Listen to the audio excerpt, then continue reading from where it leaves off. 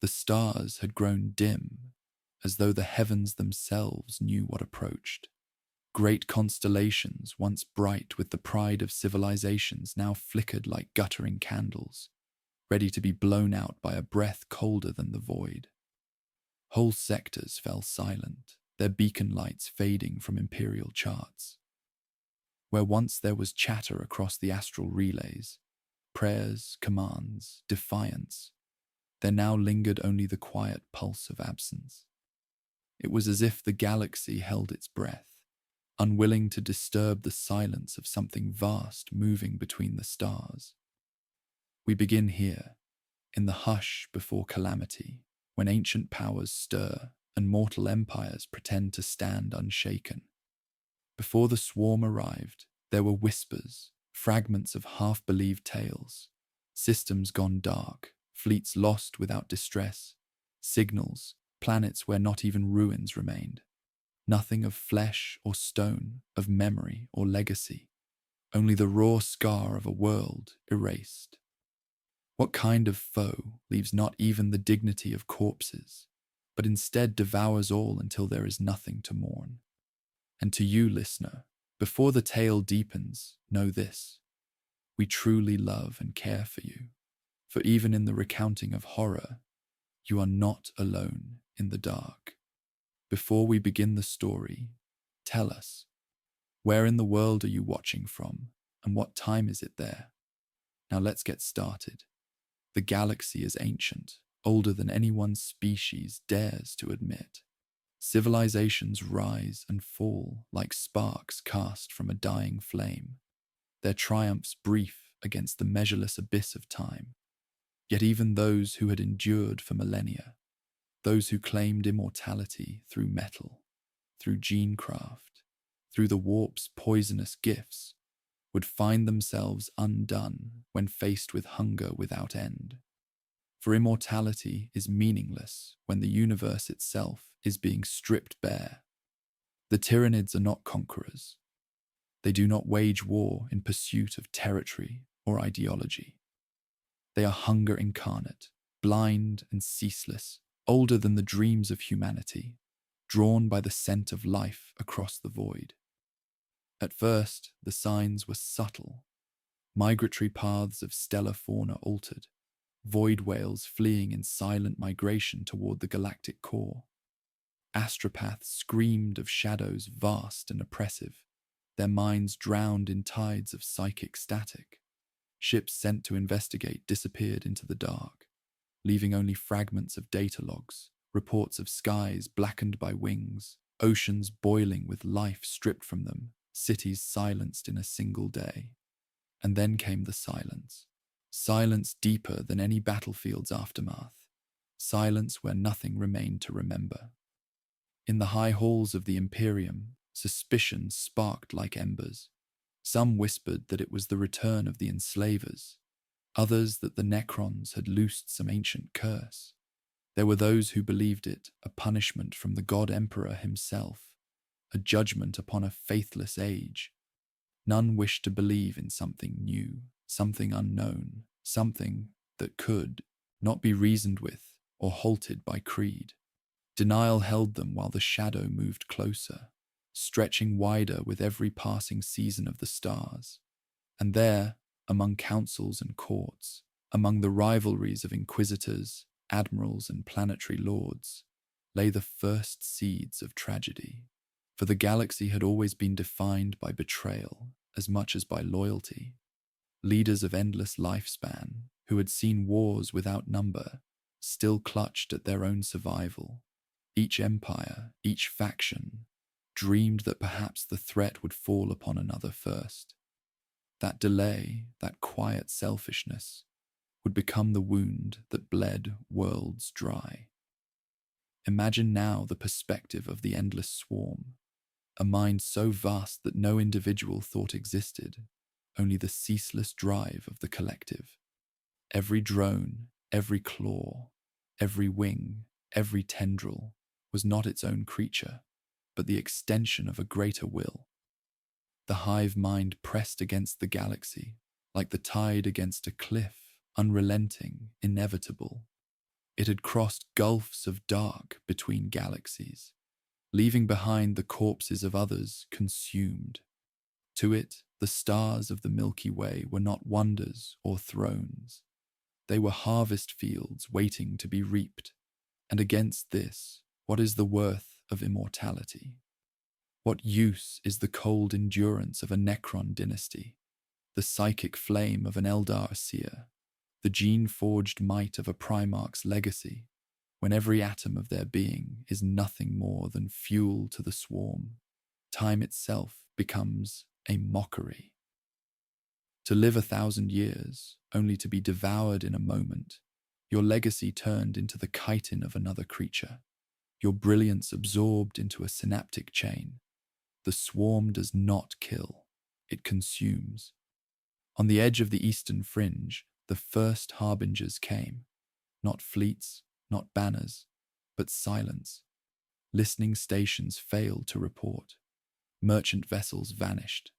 Planets cut themselves off, terrified of what they had half glimpsed in the dark.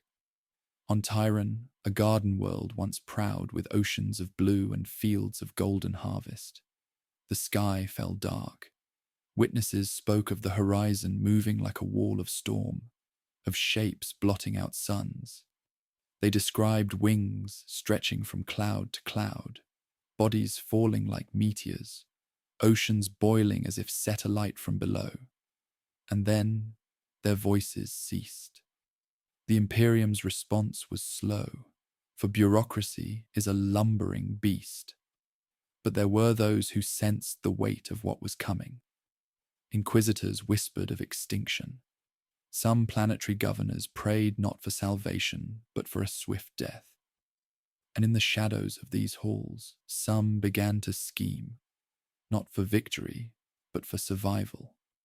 Survival at any cost, even if it meant the betrayal of allies, even if it meant casting away the weak so that the strong might endure a little longer. The theme was already written, though no one wished to read it. Immortality against hunger, empire against swarm, loyalty against betrayal.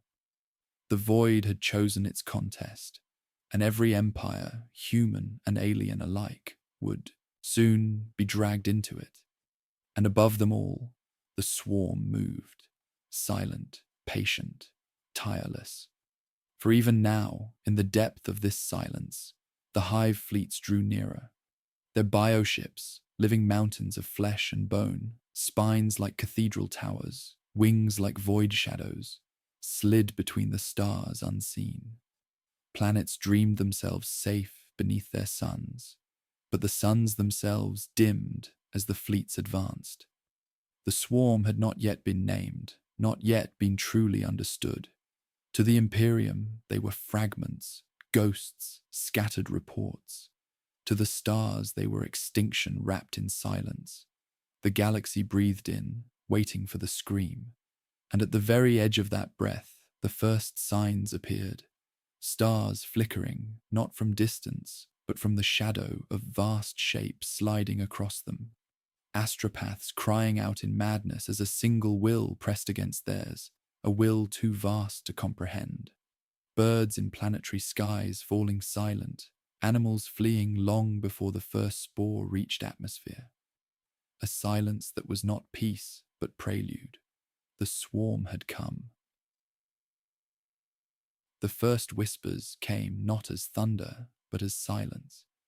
It was not the clamour of fleets crashing together, nor the clash of armies beneath banners.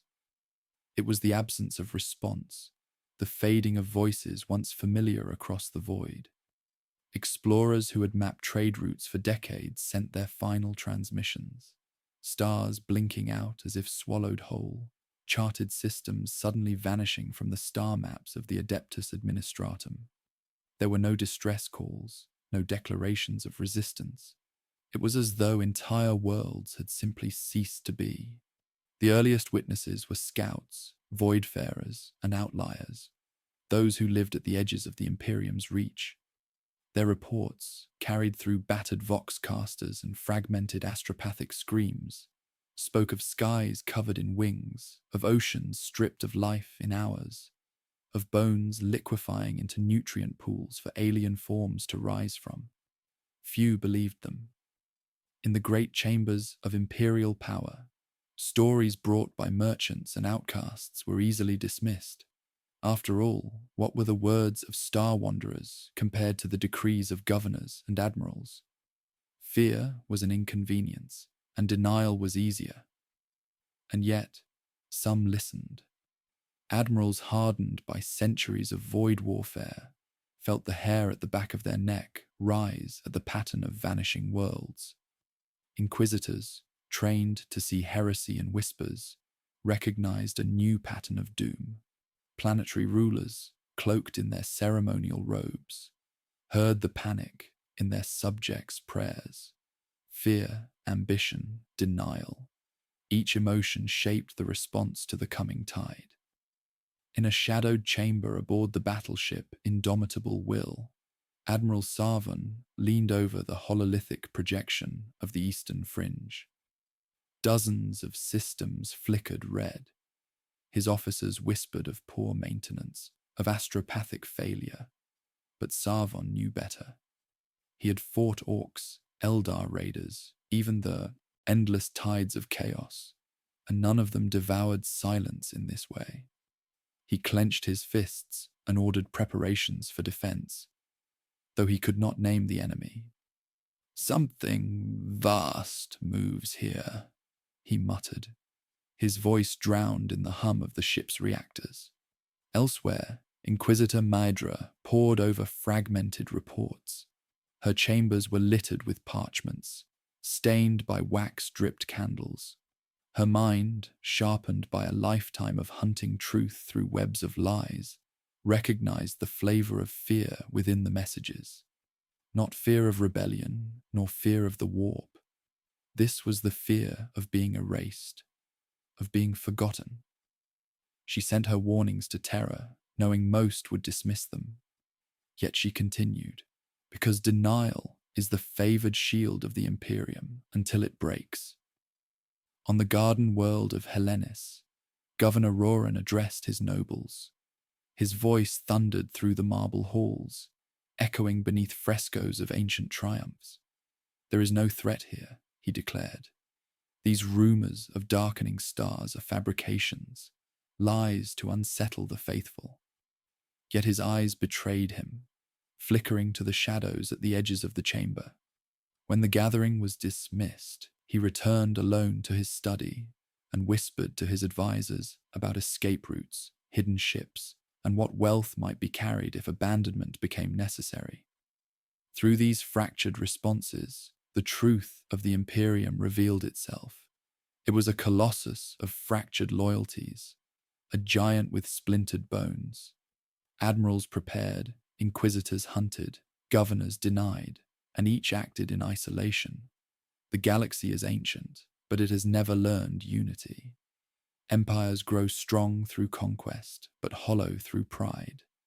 And in those hollows, betrayal finds its root. The protagonist's conflict, the very soul of our unfolding tale, was born here.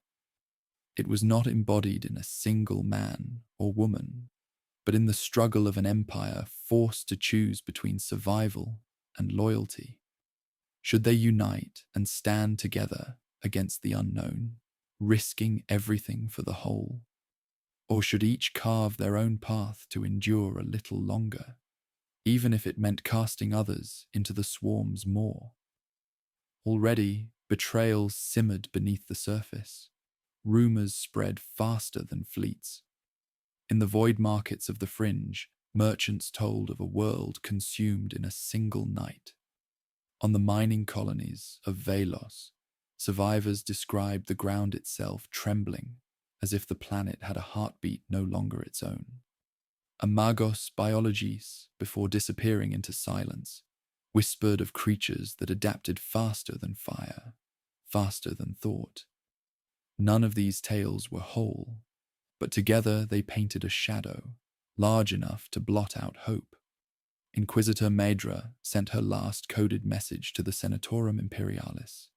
"We face not rebellion, nor heresy, nor Xenos Empire. we face hunger itself. If we do not unite, we will be devoured one by one until nothing remains. Her words fell into silence, swallowed by the labyrinth of imperial bureaucracy. To admit such a threat was to admit weakness, and weakness could not be confessed in the halls of power. Meanwhile, Admiral Sarvon's fleets maneuvered across the stars. He demanded reinforcements, supplies, sacrifices. He was granted none. Instead, he received orders to hold his ground and die well if necessary. For the Imperium measured its heroes not by survival, but by how loudly their deaths echoed. He clenched his jaw and obeyed, though deep within his heart a different thought stirred. If the Imperium abandons me, why should I not abandon it? On Hellenis, Governor Roran's denial grew louder as the panic of his people rose. He held feasts, parades, festivals of light, all while his secret docks brimmed with hidden vessels. To the crowd, he was a pillar of defiance. To his inner circle, he was a man preparing to flee. His heart was already broken, his loyalty already sold. The seeds of betrayal were sown not in the swarm's shadow, but in the weakness of men. And all the while, the Hive fleets moved closer. Their shadow deepened across the eastern fringe, pressing against the minds of astropaths, blotting out the stars one by one. In silence, in whispers, in denial, the stage was set. The swarm had not yet revealed itself in full, but it did not need to.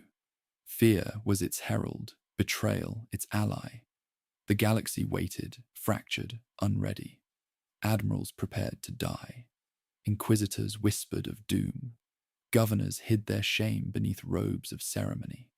And through them all, the central conflict deepened. To unite was to risk betrayal, but to stand apart was to invite consumption. This was the first whisper of the Hive, not in the roar of claws or the thunder of battle, but in the silence of systems gone dark, the trembling of leaders torn between loyalty and survival. It was the whisper that would grow into a scream across the stars. The councils were meant to unify the Imperium's response. Instead, they became theaters of suspicion. In the echoing vaults of star fortresses and on the polished floors of planetary palaces, leaders gathered to speak of strategy and spoke instead of blame. The banners of a dozen sub-sectors hung limp above them, their embroidered aquilas torn by age. Even before the Hive fleets arrived, the symbols of empire were fraying. Chains of loyalty snapped quietly in the shadows, and no one wanted to be the first to admit the sound. Admiral Sarvon stood at the center of the War Council on Gaiath's ring, his boots planted on a floor inlaid with cracked marble sigils. Around him were governors, inquisitors, and envoys from alien powers long sworn to secrecy. Holographic maps displayed the eastern fringe as a scattering of red wounds. Systems vanished like candle flames. Sarvon's voice was measured, but his eyes were sharp.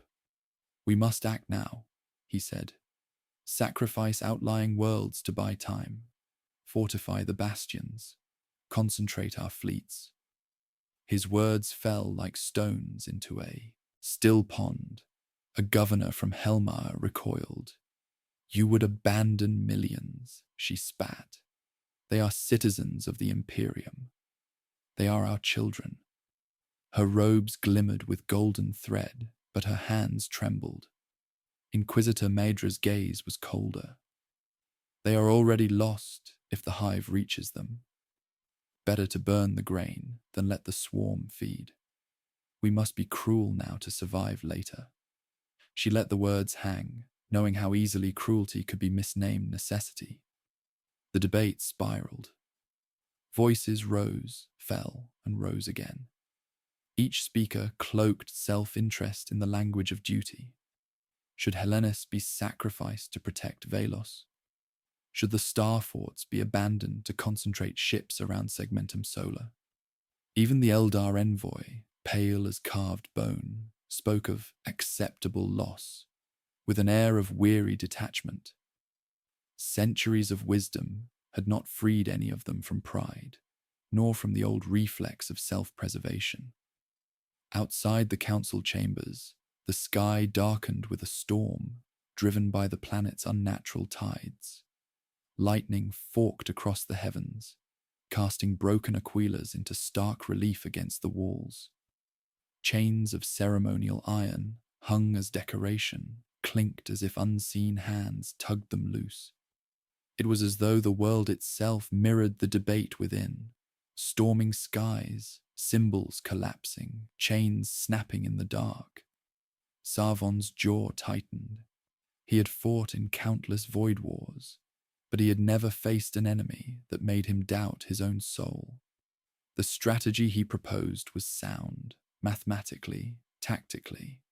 Yet in the silence of his quarters, he wondered whose blood would pool because of his decisions. To sacrifice worlds was to sacrifice trust, and trust, once broken, could never be restored. Governor Roran of Hellenis, present through HoloLink, spoke in smooth tones. My world is a vital bastion of culture and production. Surely the fleet can be diverted there first. Beneath his calm, his eyes darted, calculating. He did not mention the ships hidden in his secret docks, prepared to carry his wealth away should the swarm arrive. He did not speak of the messages he had already sent to rival powers, offering trade and favor for safe passage. His public face was loyalty, his private mind was already ash. Inquisitor Medra, watching him, noted the slight delay between his words and his expressions. She filed it away. Betrayal was not a question of if, but of when. Yet even she, hunter of heretics, felt her certainty tremble. The hive mind pressed at the edge of her thoughts in dreams, filling her with images of endless teeth, oceans of chitin, skies like living flesh. It whispered of inevitability, and when she woke, she wondered if the inevitability it promised was her own fall. The Eldar envoy, called Illith, leaned forward, her eyes like polished glass. You think yourselves ancient, she murmured, but you are still young enough to believe you can bargain with inevitability. The swarm will not be delayed by your sacrifices. It will feed, and it will come again, and it will adapt. All your cruelty will buy you nothing but time to watch more worlds die. Her words drew a hush across the chamber. Yet even as she spoke, Sarvon saw the subtle flicker of her hands beneath the table, signaling some unseen aid. Even the Eldar schemed, for no one wished to die alone. Hours passed. Proposals were raised, discarded, twisted, hidden within new ones. By the end of the session, nothing had been decided. Some had promised fleets they did not intend to send. Others had vowed to stand together while already preparing to run. The council dispersed under a pretense of unity, but suspicion clung to every cloak like smoke. In the corridors beyond, Sarvon walked alone. The storm outside hammered the Star Fortress, rain streaking against the armored viewports. He paused before a mural of the Emperor, cracked and faded, a golden halo chipped to dull brass. Chains of prayer beads hung from the mural's hands. Many snapped, beads scattered across the floor like spilled blood. Sarvon touched one, and it broke between his fingers. He thought of the worlds he had seen, devoured in silence. He thought of the governors pleading for mercy they would never grant to others. He thought of the Inquisitor's eyes, measuring him, and wondered how long before she judged him wanting. He thought of his fleet and whether he would order them to die for a cause already lost. And he thought, too, of his own life. Centuries of service, battles survived, honors won, and how little all of it would matter when the swarm came. Elsewhere, Medra wrote in her journal, words only she would read. We are already breaking. Pride makes us deaf. Fear makes us cruel. The Hive does not divide us. We divide ourselves. She closed the book and set it beside her candle. The flame guttered, casting chains of shadow across the walls. She imagined them snapping one by one. Governor Roran convened his inner circle in a hidden vault beneath Helenis's spire palace. He spoke of contingency plans, of evacuation routes disguised as supply runs, of which nobles would be offered passage and which left to their fate. It is not betrayal, he told himself. It is survival. Yet he felt the weight of every name he struck from the lists, and though he would never say it aloud, he envied the peasants who would die quickly rather than live with his choices. Above them all, the Hive fleets moved closer. They had not yet struck, but their psychic shadow deepened, a pressure behind the eyes, a taste of iron on the tongue.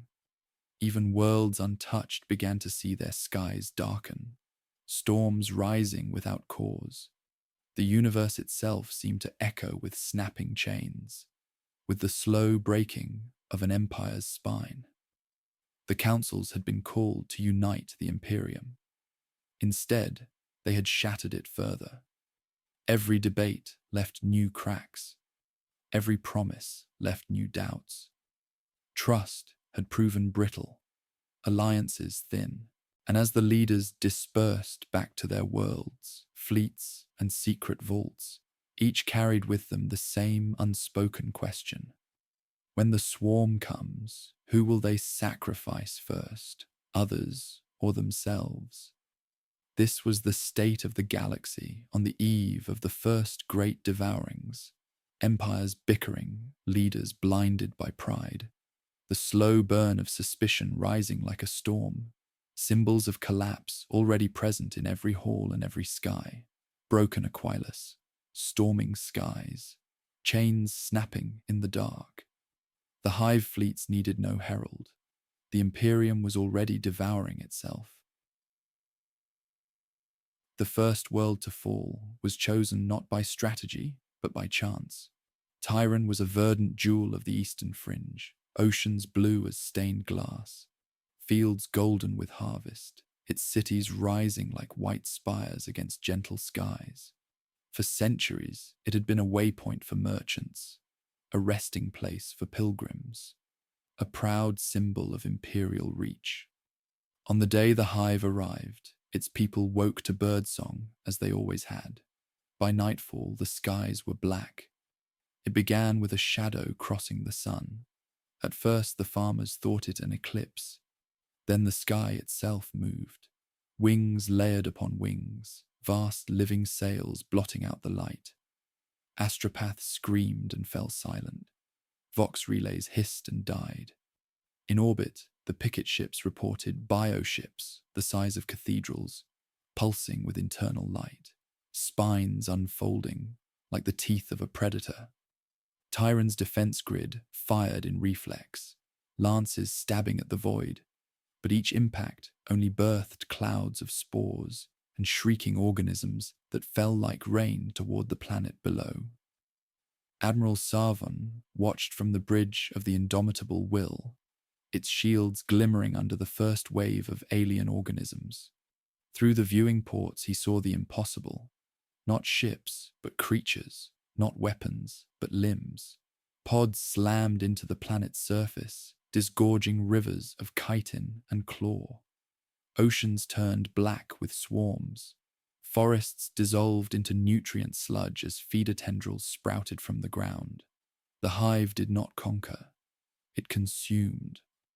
On the surface, Governor Roran's counterparts sent panicked messages begging for evacuation. The planetary defense regiments fought bravely, but were drowned beneath a living tide. Titans stumbled under swarms that crawled up their legs like ants over a tree. Cathedral fortresses became nests for alien spores. Within hours, the sky boiled with clouds of living organisms, their shadows stretching over the seas.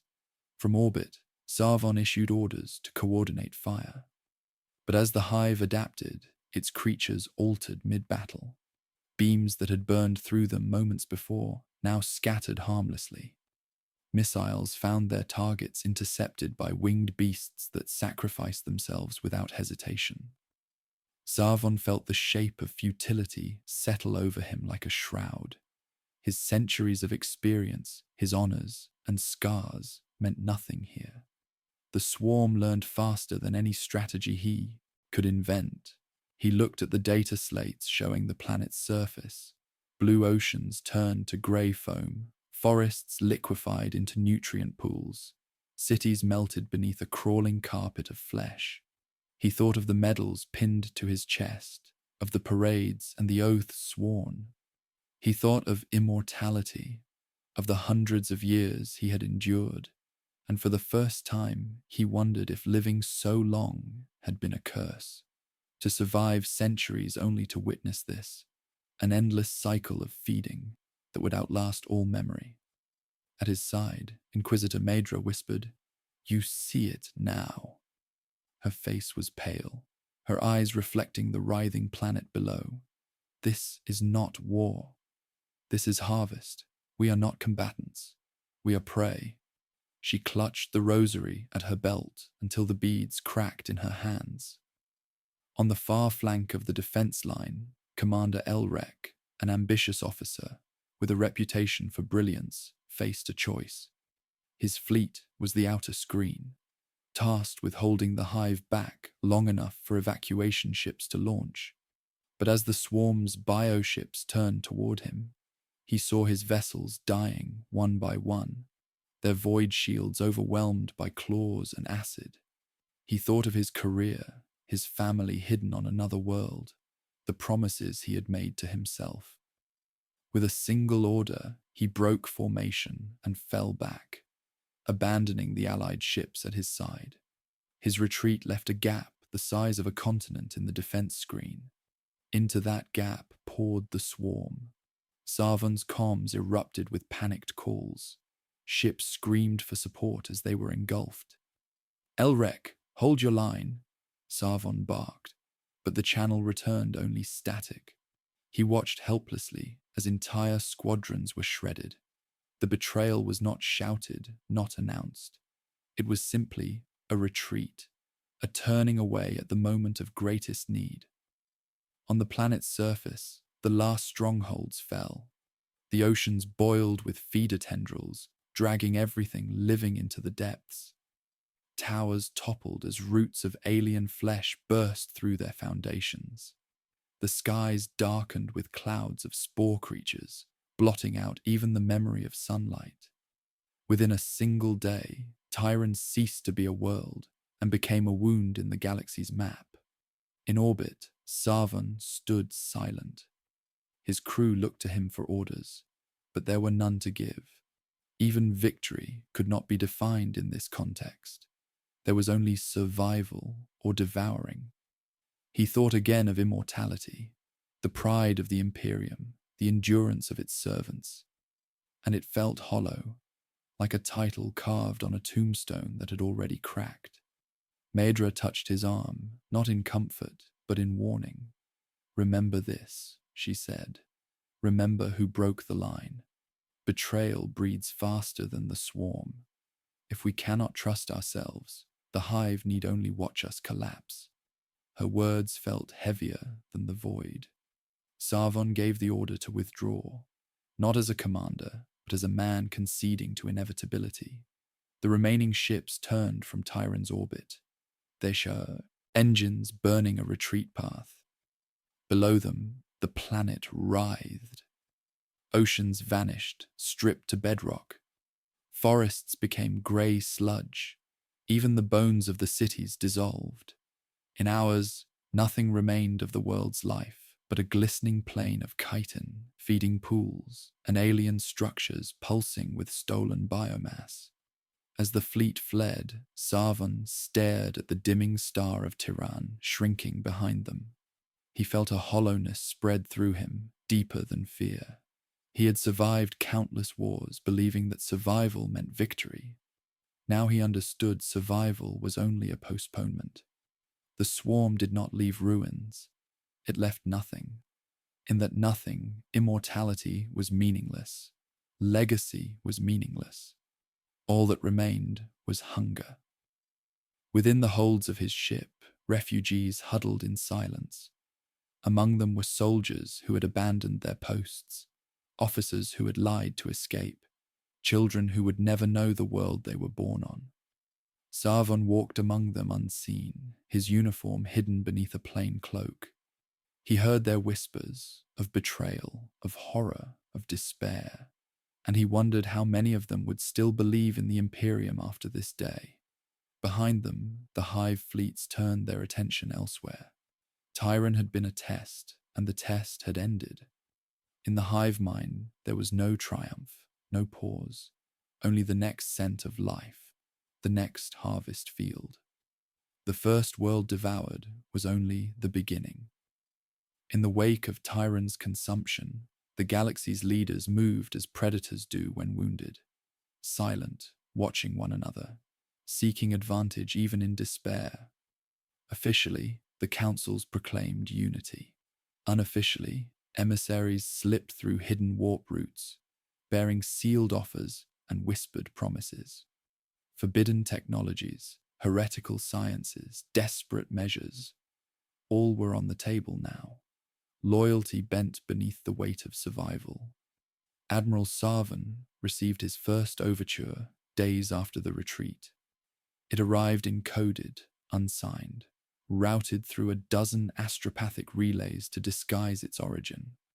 The message offered access to an ancient arsenal buried beneath a forgotten moon, a cache of xenotech outlawed since the Great Crusade. In exchange, the sender demanded fleet protection for their own world, a world far from the Hive's current path. Sarvon deleted the message without reply, but the temptation clung to him like a bitter taste. He had seen Tyranid die. He knew his fleet alone could not hold back eternity. Inquisitor Maedra, too, faced temptation. Deep within her vaults, on the indomitable will, she studied relics seized over a lifetime. Artifacts whispered to be warp-tainted, shards of devices no longer understood. She had kept them locked away, believing some weapons were too dangerous even for the Imperium. Now she wondered if danger mattered. What use were rules when worlds vanished overnight? Her fingers hovered over the seals as she imagined unleashing their power. Would it save them? Or would it simply feed the swarm, something new to consume? On Hellenis, Governor Roran convened his inner circle. The secret docks beneath his palace thrummed with activity. Ships once disguised as grain haulers were refitted for escape. Nobles bartered places aboard them with coin, favors, or blood. Yet even as Roran prepared for flight, he cultivated a public image of steadfast leadership. Feasts continued, speeches thundered, and statues of loyalty rose in the squares. Each word he spoke to his people was a lie, but a necessary one. He told himself survival required deception. In the quiet of his chambers, though, he stared at his reflection and wondered what remained of the man he had been. Among the councils of the Mechanicus, debate raged over unleashing ancient biocidal plagues designed during the dark age of technology. Tech priests whispered of machines that could scour all life from a biosphere in hours, denying the Hive its feast. Such weapons had been banned for their indiscriminate horror, but now their logic felt clear. Better a dead world than a devoured one. Still, some magi argued that feeding the swarm dead worlds would only teach it to thrive on new forms of death. Others claimed the Hive might adapt to the weapons themselves, turning humanity's last resort into its own strength. Across the Imperium, friendships strained and oaths cracked. Sarvon's closest captains began to question him in private. What good is loyalty, one asked, if we all die nameless in the dark? Another muttered, perhaps Commander Elrek had the right of it. He lives, and so do his people. Sarvan said nothing, but their words echoed his own secret doubts. He could feel trust slipping like sand through his fingers. Once it was gone, no fleet, no strategy, no banner would hold. Maedra, watching Sarvan from afar, wrote in her journal, "Fear of insignificance spreads faster than the swarm.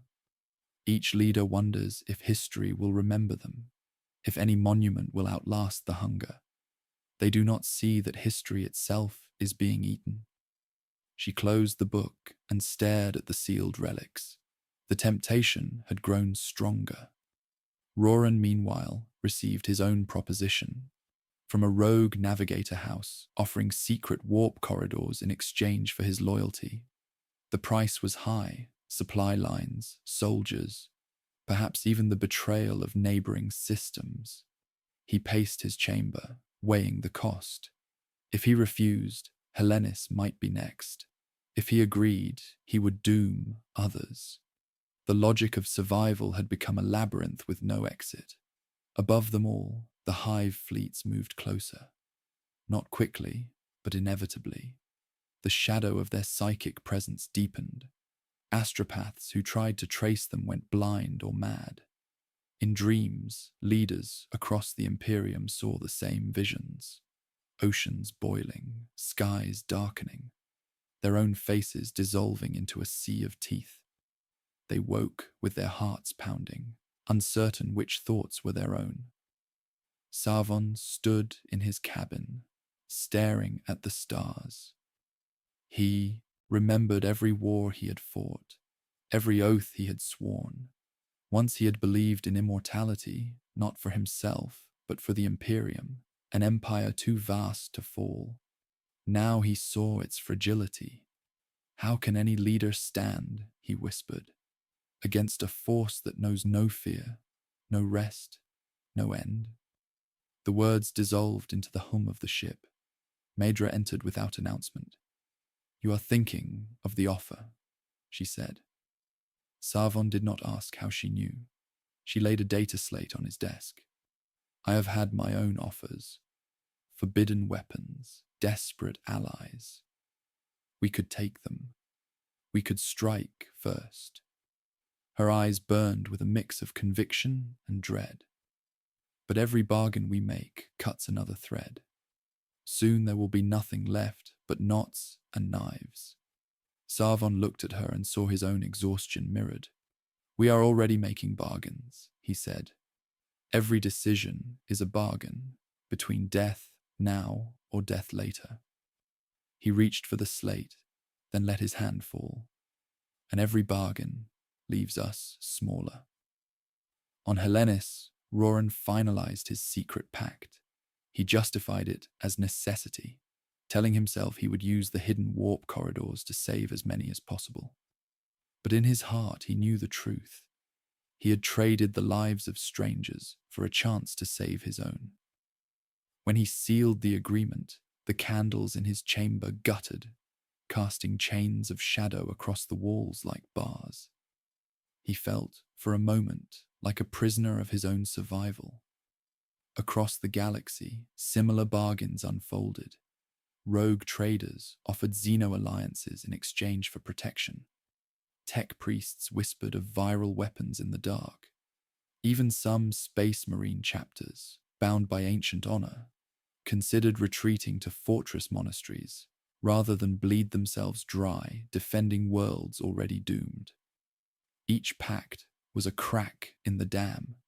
Each crack widened as fear of insignificance gnawed at the hearts of the mighty. The Hive fleets did not hurry. They did not need to. They had already learned the first lesson of the galaxy. Its defenders would divide themselves. Hunger was patient, and so the stage was set. Forbidden technologies whispered from vaults. Heretical sciences stirred in secret labs. Desperate measures sharpened like blades hidden beneath robes. Leaders who had once sworn eternal loyalty now weighed the value of their oaths against the promise of a few more breaths. The fear of insignificance hung over them, heavier than the shadow of the swarm itself. Even immortality felt small. What use to live 1,000 years, if, at the end, you were only another thread cut from the tapestry? What legacy could remain when even history would be digested and forgotten? This was the question that pressed upon Sarvon as he stared at the stars, upon Maedra as she traced the seals on her relics, upon Roran as he signed away strangers' lives. It was the question no one dared to speak aloud. How can any leader hope to stand? The Hive's shadow deepened, and in that shadow, the bargains multiplied. Each choice, each secret pact, each whispered betrayal drew the Imperium further from unity and closer to the edge. Hunger did not need claws to break them. It needed only time. By the time the Hive's shadow reached the next cluster of worlds, the masks had begun to fall. The secret bargains of Chapter 5 became public fractures in Chapter 6. What had been whispered through coded astropathic channels now echoed in open orders, ship movements, and abrupt reassignments. Worlds once promised protection were left unguarded. Fleets once pledged to stand together drifted apart like dead leaves on a black tide. Admiral Sarvon watched his star charts blur with red markers where loyal fleets had once been. Commander Elrek, whose retreat at Tyranid had opened the line, now commanded his own armada under the guise of a defensive redeployment. Reports reached Sarvon that Elrek was luring smaller flotillas with promises of safety, only to strip them of supplies and leave them stranded at the edge of the Hive's path. Each betrayal felt more calculated, more desperate, and yet horribly understandable. Inquisitor Maedra uncovered proof of a governor who had seeded false warp coordinates into refugee convoys, sending rivals' ships into storms while preserving his own. She stared at the data slates until her hands trembled. "They are turning the swarm into a weapon against each other," she murmured. "They think to trick hunger with bait, but hunger cannot be tricked." She hesitated before sending her findings to Sarvon. Every accusation now risked tearing the last threads of command. On Hellenis, Roran's pact with the rogue navigator house began to unravel. Word leaked of his secret corridors. Nobles not chosen for evacuation whispered of rebellion. One night, a blade meant for his heart flashed in the dark, wielded by a cousin he had once trusted. Roran survived, but the wound left in his arm burned colder than any poison. It was the taste of inevitability, that every choice he made to survive would breed another enemy behind him. In Sarvon's fleet, suspicion became a constant undertone. Officers met in hushed corners, speaking of hidden supplies, of defecting to Elrek's armada. Even Maedra, once his most steadfast ally, grew distant. She had begun working alone, disappearing into the vaults of the indomitable will for hours at a time. Sarvon wondered if she was preparing some weapon or some escape. He wondered if he himself would be forced to choose between his principles and his fleet's survival. A trap unfolded on the world of Selthis. Intelligence suggested it was the next target of the Hive, and Sarvon dispatched a joint force with Elrek to fortify it. But when the ships arrived, the planetary defenses had been secretly sabotaged. Orbital batteries were dead, ground forces undersupplied. Elrek's ships, heavier and faster, withdrew at the first sign of Hive contact, leaving Sarvon's slower vessels exposed. Bioships fell upon them like carrion birds. Sarvon's captains fought with grim resolve, but losses were catastrophic. In the aftermath, Maedra confronted Sarvon in his ready room. "You should have known," she said quietly. "This was no accident. He used you." Sarvon stared at her, exhaustion lining his face. "And what would you have had me do? Abandon the planet before knowing the truth? Become him?"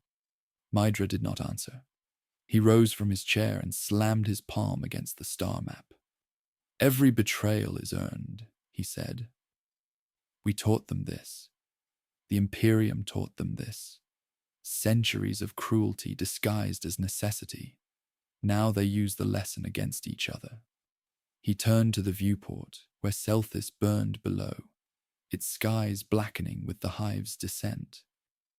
"And the swarm learns from us too. For even as the treacheries multiplied, the Hive fleets adapted, not only to weapons and tactics, but to behavior. Reports from the surviving astropaths spoke of new patterns, the Hive anticipating false retreats, cutting off escape routes, leaving safe corridors as lures. It was as though the collective mind had absorbed the rhythm of betrayal itself, turning it into a net woven from desperation. Fleets that thought themselves cunning fell into traps of their own making, pursued by creatures that seemed to know their next deception before they acted. Inquisitor Maedra wrote in her journal, "We thought betrayal would buy us time. We did not consider that hunger might learn to feed on weakness as it feeds on flesh. We are not only losing worlds, we are teaching the swarm how to unmake us faster." Roran, alone in his sealed chamber, read a report from his last spy aboard Elrec's flagship. The Hive had begun mimicking Imperial distress calls, drawing ships into ambush. Roran dropped the slate and stared at his hands. They trembled, not from fear, but from recognition. "It learns," he whispered. "It learns from us."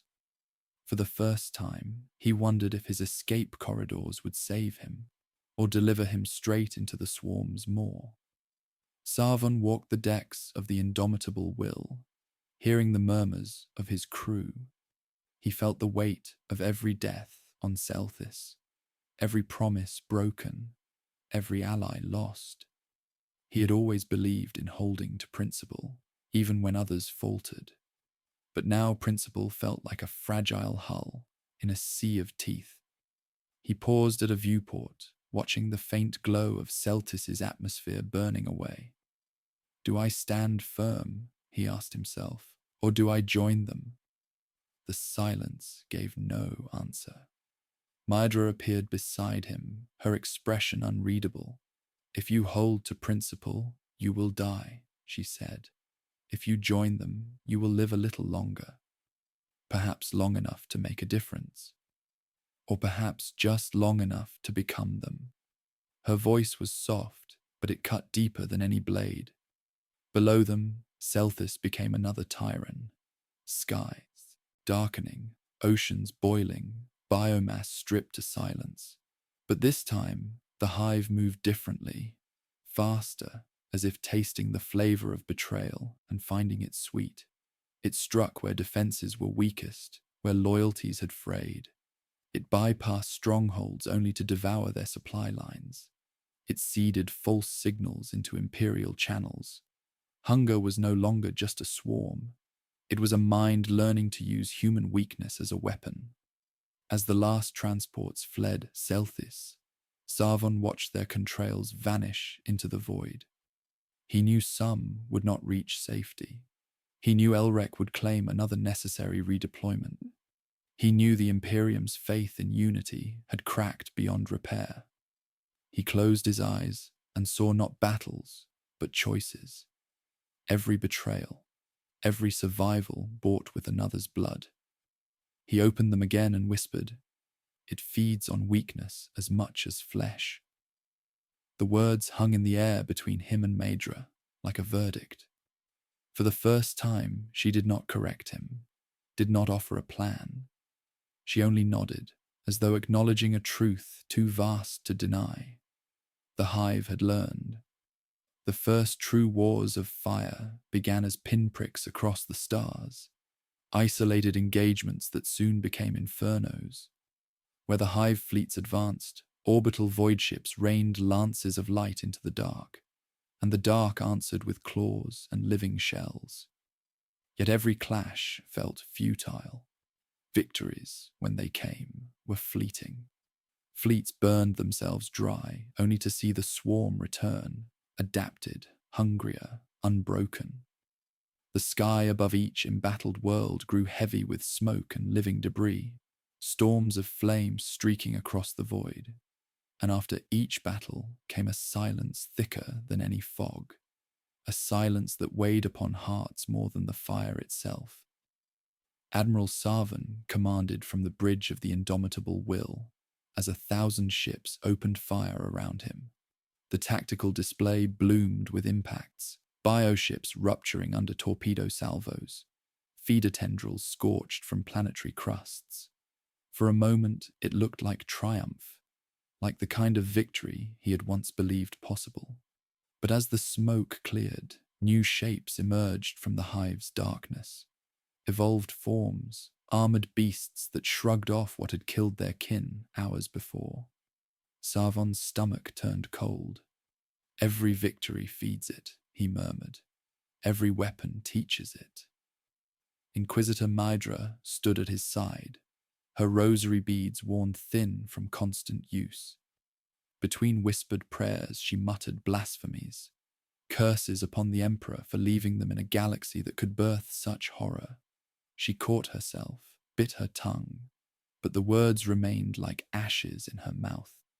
Her journal entries grew darker, lines of scripture crossed out and rewritten as questions. What god allows hunger without end? She scrawled one night. What faith survives when the faithful are eaten?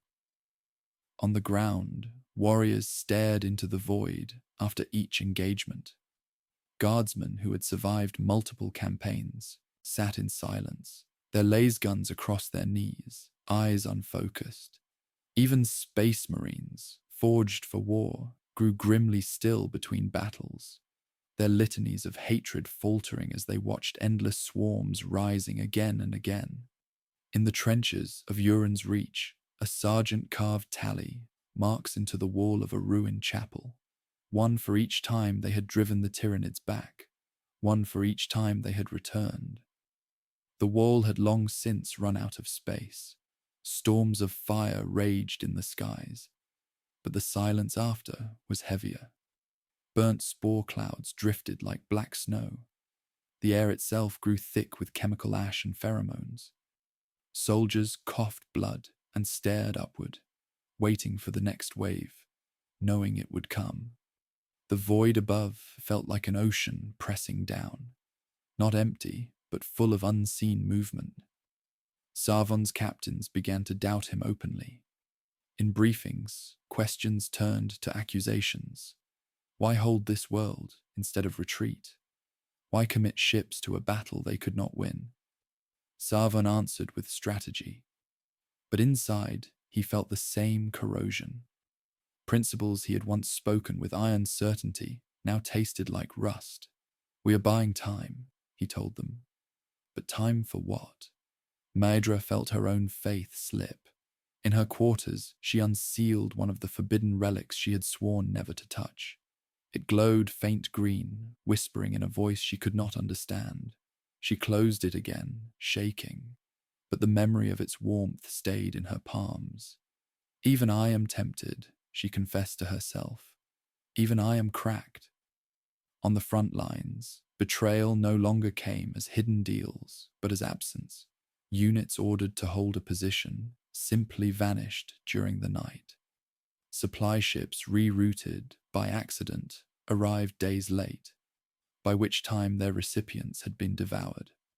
Some commanders openly bartered with rival fleets for reinforcements, offering the lives of distant colonies in exchange. What had begun as secret bargains had become public currency, and yet they fought. At Sindral's belt, Sarvan led a counterattack that annihilated 3 Hive tendrils before they could merge. For a heartbeat, the void shone with light, the swarm recoiling. Cheers echoed through the fleet's comm channels. But as the last bioship cracked apart, astropaths cried out, the Hive's shadow deepening, new organisms forming in the dark behind it. The victory was only a delay, another taste for the endless hunger. On Uran's reach, a company of guardsmen stood atop a mound of alien corpses taller than a cathedral. The ground steamed with ichor, the air crackled with heat. They had won the battle, but their faces were blank.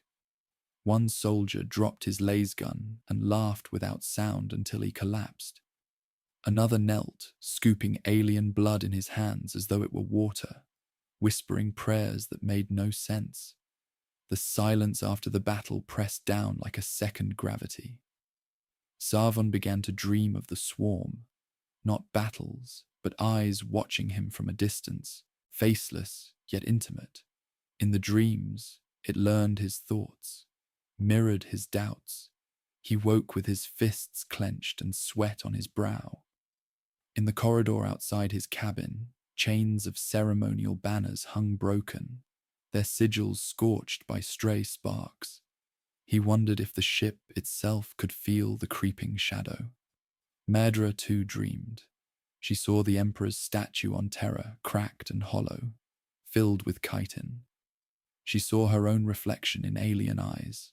She woke, whispering, "It will devour even memory." By day she still spoke orders, still burned heretics, still carried her rosary, but at night she wrote questions in her journal instead of prayers.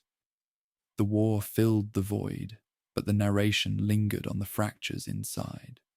Admirals doubting themselves, inquisitors whispering blasphemies, warriors staring into nothing after victory. It was as if the Hive had two fronts, one of flesh and one of spirit, and on the second it was already winning. During a rare pause in battle, Sarvon stood at a viewport and watched a world burn. Plasma fire streaked upward from the surface, striking bioships like meteors. For a moment it looked beautiful, like a sky filled with falling stars. He pressed his forehead to the glass and whispered, "This is not war. This is erasure." His breath fogged the pain, blurring the stars beyond. In that moment he realized what frightened him most. It was not the claws or the teeth or the endless hunger. It was the silence after, the quiet that fell once the firing stopped. In that silence, he felt the Imperium's heart falter. In that silence, he wondered if the Hive was not merely consuming bodies, but teaching them the futility of resistance. The storms of fire would continue. More battles would come, more victories that were only delays. But the silence after each clash grew heavier, like a weight on the soul. The Hive fleets did not just advance. They seeped into every doubt, every fracture, every whispered heresy, adapting not only to weapons, but to despair. The war of fire burned on. The war of silence had already begun. The Hive's shadow was no longer only in the stars. It had seeped into minds. Across fleets and worlds, the air itself seemed thicker, as though every breath carried a whisper. Astropaths screamed and clawed at their faces before falling silent, their souls drowned in psychic static. Soldiers stared into nothing for hours, then moved as if sleepwalking, answering questions that had not been asked. It became impossible to tell where fear ended and something else began. Admiral Sarvon felt it first as a taste of iron on his tongue, a pressure behind his eyes like a storm waiting to break. He dreamed of chitin walls closing in, of teeth gnashing on thought itself. At the next council, he caught himself doubting whether his own orders had been his or planted. When he looked at his captains, he saw suspicion reflected back at him. "We cannot trust even our memories," he whispered once to Medra. "How do we fight an enemy already inside us?" Inquisitor Medra's journal turned darker still. She wrote of voices speaking in her own cadence, but saying things she had never thought. In one entry, she crossed out entire pages, leaving only a single line. "Perhaps treachery is no longer ours alone." She began performing daily rites of purification, burning incense until the smoke made her eyes water. But the whispers remained. Sometimes she felt them urging her to unseal the forbidden relics, to unleash them as weapons. Other times they urged her to throw them into the void. The contradictions frayed her until she did not know which impulse was hers. On Hellenis, Governor Roran paced his private study, walls lined with star charts and escape routes. He had already betrayed half the oaths he had sworn, but now he found himself drafting orders he did not remember writing. Transfers of supply, secret executions, alterations to evacuation lists. When his secretary confronted him, he stared at the parchment in horror. "I did not sign this," he said, but the ink was his, the seal his own. The woman's eyes flickered with doubt before she bowed and left, and Roran wondered if she would return at all. Among Sarvon's officers, paranoia ripened into madness. A trusted navigator accused his own brother captain of collusion with the Hive and shot him across the map table. Another officer sealed himself in a lifeboat and jettisoned into the void, whispering that he had heard the hunger calling his name. Even the ship's machine spirits shuddered. The indomitable will flickered with unexplained power surges, its auspex screens blooming with phantom contacts that vanished when targeted. Mydra called it psychic corrosion, a slow gnawing at the edges of reason. "The Hive feeds not only on flesh, but on thought," she told Sarvon. "It erodes us before it devours us." She did not add that she sometimes wondered whether her warning was itself a planted thought. Immortality became a curse. The oldest leaders, the gene-extended admirals, the mind-bound inquisitors, the ancient alien envoys, suffered most. They had lived through centuries of war and seen empires fall, but nothing had prepared them for doubt of self. To endure long enough to watch everything crumble again and again, to live to see one's own mind turned traitor, that was a torment deeper than death. Sarvon began to envy the soldiers who died in the first wave, their faces erased before the whispers could take hold. On the world of Calves, a space marine captain, once famed for incorruptible honor, led his company into a defensive stand. When relief arrived, they found only a crater of melted armor, and the captain, kneeling at its center, helmet removed, eyes blank, whispering a language no one knew. His last words before the swarm reached him were recorded on a damaged vox. "I am not me anymore." Throughout the fleets, rumors spread of phantom orders. Ships moved where no orders had been given. Defense grids fired on friendly craft. Refugee convoys were routed into Hive paths by clerical error. No one could prove sabotage, but everyone suspected it.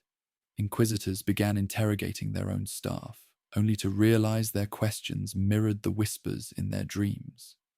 Sarvon stood on his bridge, staring at the tactical displays, knowing each icon represented lives, yet feeling them blur like insects under glass.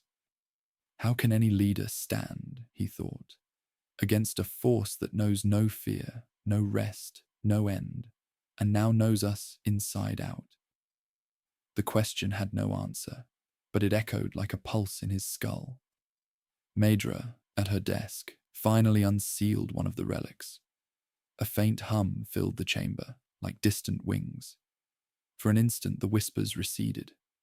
Then they returned louder, layered with her own voice, promising power. She slammed the seal shut, hands shaking. "I will not," she hissed. "I am still me." But she did not feel sure. Roran prepared his final evacuation lists, striking names almost at random now. He could not tell friend from foe, loyalty from threat. In the mirror he saw his face shifting, older one moment, younger the next. "It learns," he whispered to the empty room. "It learns us." Reports began to suggest something worse. The Hive was not only adapting to weapons and tactics, but to treachery itself. It anticipated false retreats, feigned collapses, and secret corridors.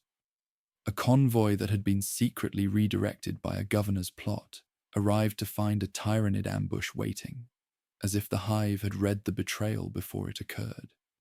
Hunger fed on weakness as much as on flesh, and now weakness had become a scent on which it homed.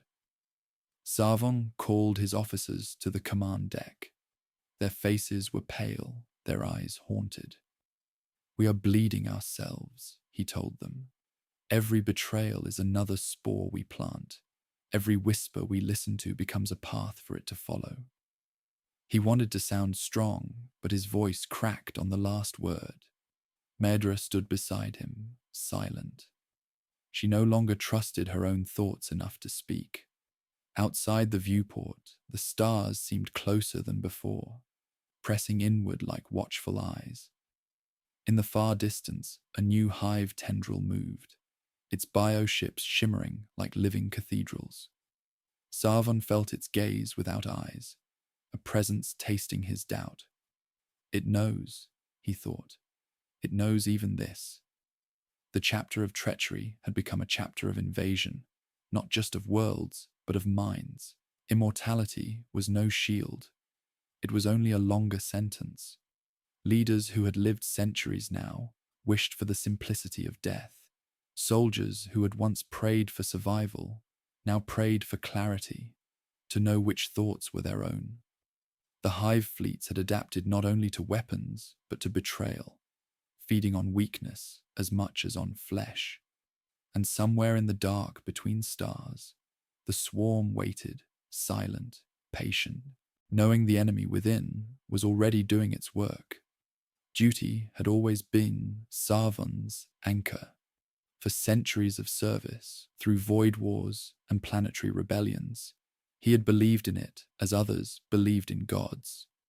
Duty had a sound, the clash of boarding shields, the roll of ships' drums, and a taste, metallic and bitter, like the air inside an armored bridge. It had been his compass when victory was uncertain, his armor when fear tried to pierce his heart. But now, standing on the indomitable will above a world already half consumed, he felt the weight of duty as a chain. The Hive fleets advanced below, a sea of living shadow moving across continents, its tendrils rising like black roots from the oceans. Sarvon watched the tactical screens flicker with red warnings and thought of every oath he had sworn: to defend the Imperium, to die in its service, to hold the line. He repeated the words in his mind, but they rang hollow, like an echo inside a burned-out chapel. Inquisitor Medra stood beside him, silent. Her rosary hung snapped at her belt, beads missing where her fingers had worn them away. She had once spoken scripture as easily as breath. Now she spoke nothing at all. Her journal lay sealed in her quarters, its pages filled with questions she could no longer answer.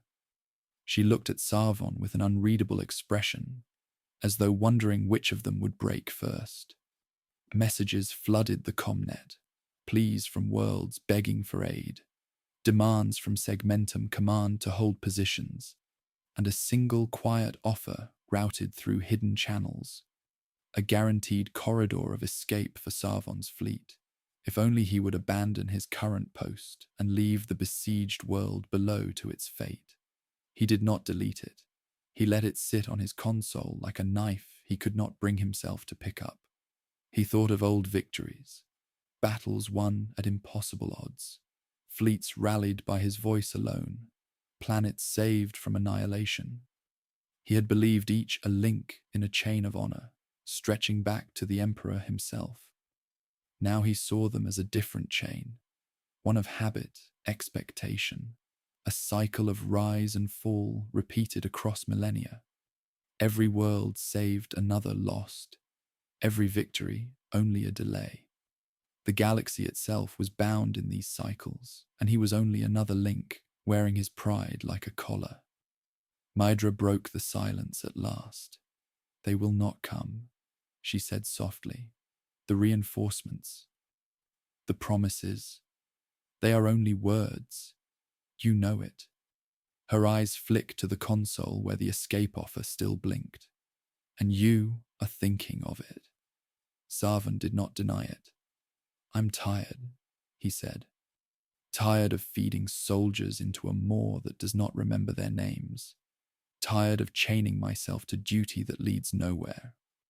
He closed his eyes. If I leave, my fleet might live. If I stay, we all die. You swore an oath, Medra said, but her voice lacked conviction. I swore many oaths, Sarvan replied. Oaths are easy. It is dying. For them, again and again, that becomes hard. He turned to her. You've thought of leaving, too. She looked away. In her mind, she saw the relics she had unsealed, the power she had almost unleashed. She had thought of escape as well, of hiding in some distant corner of the galaxy where the Hive might never reach. But she knew the truth. There was no such corner. Hunger had no edges. I have thought of it, she admitted, and I hate myself for it. They stood together at the viewport. Below them, the planet's defenses flickered, orbital batteries firing sporadically as bioships closed in. Chains of smoke rose from burning cities. Chains of refugees stretched along highways toward doomed starports. Chains of command snapped as officers fled or fought each other for passage. The galaxy itself seemed woven of chains. Duty, betrayal, survival, every link breaking under strain. Sarvan's fingers hovered over the console. He imagined sending the order to withdraw, breaking his oath to save his fleet. He imagined staying, holding the line until the last ship burned. Either choice felt like surrender, either to the swarm or to his own weakness. He thought of immortality and found it a mockery. What use to live centuries if at the end he could not tell right from survival? Mydra reached out and closed the console's lid with her palm. Not yet, she said. Not like this. Her voice trembled, but there was a flicker of iron in it. If we go, it must be because we chose, not because hunger whispered it into us. Sarvan stared at her. He saw in her eyes the same exhaustion, the same doubt, but also the same thin thread of defiance. He realized that perhaps duty was not a chain, but a weight you picked up again each day, even when you no longer believed in it. Perhaps that was all that remained. Below them, the planet cracked under the swarm's assault. Chains of fire streaked across the sky as orbital defenses fell. Refugee ships clawed at the void, some making it out, some caught by tendrils and dragged back down. Sarvan imagined each as a bead slipping from a broken rosary, scattering into darkness. He thought of his fleet waiting for his order, thousands of souls chained to his decision. He thought of Elrek and Roran, of every betrayal that had fed the swarm. He thought of the galaxy bound to its cycles of rise and fall, of conquest and collapse. And he whispered to himself, "We are all prisoners of this." Medra did not answer. She stood beside him, her hands clasped, her lips moving in a prayer that might have been for courage or for an end. The comnet crackled with a new report. The Hive had shifted again, adapting to recent tactics, closing off escape vectors, anticipating false retreats. Even betrayal now failed as a weapon. Hunger had learned every scent. Sarvan felt the chain tighten around his heart. He had a choice to make: duty or survival, principle or surrender. The galaxy offered no guidance, only the silent weight of expectation. He took a breath and straightened his shoulders. "Prepare the fleet," he said. His voice was steady, though his soul was not. "We hold the line, for now." The words were small against the storm, but they were his. For a moment, he felt the chain of duty lift, not as a collar, but as a burden chosen. He knew it would not last. He knew the swarm would come again and again until all was devoured. But for this heartbeat, he was still himself. Outside, chains of fire streaked across the sky, and the silence after felt heavier. The betrayal did not come as a single strike, but as a drawn-out turning, like a blade sliding slowly between ribs. For months, Admiral Sarvon had held the Eastern Bastion, rallying remnants of shattered fleets, keeping open a corridor of escape for refugee worlds. He had fought alongside Commander Elrek, once his protégé, the man who had first broken the line at Tyranid, but then sworn redemption. Together, they had beaten back 3 tendrils of the Hive, their ships fighting in tandem like twin blades. It was a fragile unity built on necessity. Sarvon wanted to believe in it. The order that broke it came in a whisper, a summons to a joint maneuver. Elrek's armada and Sarvon's fleet to strike a newly emerged synapse node before it could consolidate. The plan promised to cripple a whole section of the Hive, to buy precious months. The coordinates were precise, the timing exact. Sarvon felt a tremor of hope as he signed the deployment order. Hope, in hindsight, was the first wound. They translated into the system under silent running, their ships dark to avoid detection. Sarvon watched the star grow on his screens, a pale blue sun ringed by dead worlds. No Hive bioships on Auspex, no psychic shadow pressing at their minds. It felt too clean. He turned to Mydra, who stood with her hands clasped. "Do you feel it?" he asked. She nodded. An absence is also a sign. Moments later, the trap sprang. Dozens, hundreds of Hive vessels rose from behind the dead world's shadow, bursting from caverns carved into the crust, spore clouds venting like volcanic eruptions. Bioships the size of cathedrals unfolded their spines and launched waves of living ordnance. Sarvon's fleet reeled, shields flaring under sudden impact. He sent a coded signal to Elrek's armada for support. No answer. His comms officer tried again, voice rising. "They are pulling back," she whispered. Sarvon's heart sank as he saw Elrek's ships break formation and swing away, drives burning bright. They had not been caught unaware. They had led him here. His entire fleet was pinned between the Hive and Elrek's retreat path, cut off from warp exit points. On the bridge, Mydra's face went still. "He sold you," she said. "He sold all of us." Her voice was flat, almost tender, as though naming an inevitability. Sarvon felt something break inside him. Not anger, not even shock, but a hollow clarity. He had suspected this, deep down. Elrek's promises had always been too perfect, his redemption too swift. Still, Sarvon had wanted to believe, because belief was easier than fighting alone. "How many ships?" he asked quietly. "All of them," Mydra replied. "An entire fleet delivered into the swarm's mouth." The Hive descended with precision unnatural even for it. Bioships closed around their prey like jaws, cutting off every escape vector.